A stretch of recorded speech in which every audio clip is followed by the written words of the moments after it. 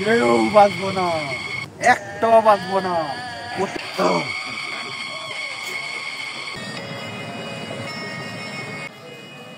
একেবারে চমৎকার জায়গা, খুব সুন্দর জায়গা। চলো আরেকটু ঘুরে দেখি, চলো চলেন চলেন চলেন চলেন সবাই।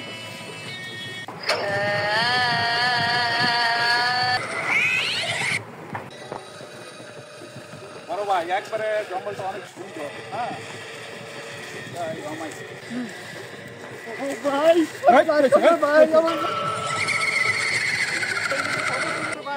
কি হয়েছে এই জায়গায়? কি সমস্যা?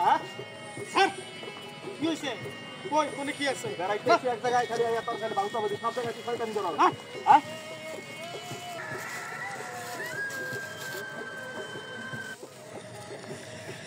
এমনি এমনি ছাড়াই একটা জায়গায় বেড়াই চাইলেই খালি মনে করেন দেখার নাটকের শেষ নাই।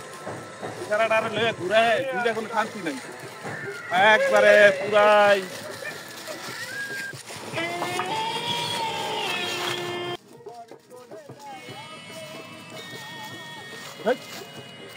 নাইন তো। হ্যাঁ এছাড়া কো এছাড়া আরে লয়ে এলো।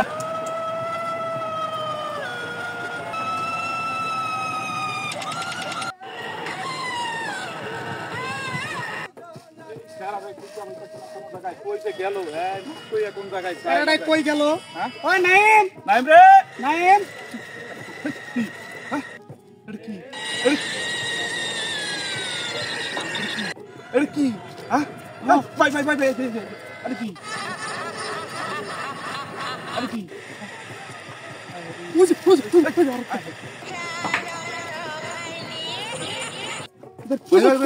খান দেখতে না ভাই, ভাই তাড়াতাড়ি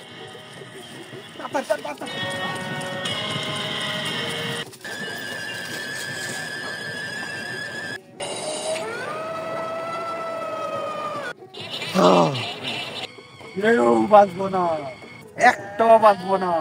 প্রতিশোধ নিব।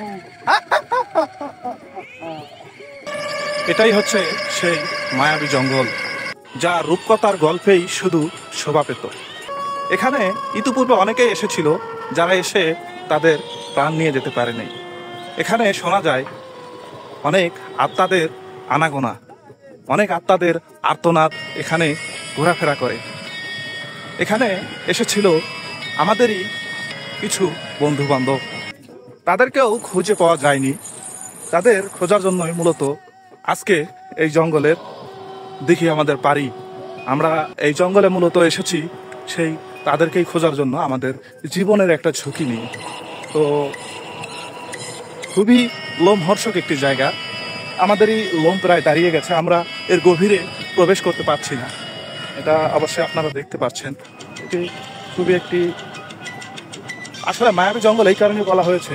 দেখেন এর যে সৌন্দর্য, এর যে রূপ, কতটা মায়া দিয়ে আর কি পরিপূর্ণ, সেটা আপনারা ভিডিওতে দেখলেই বুঝতে পারবেন।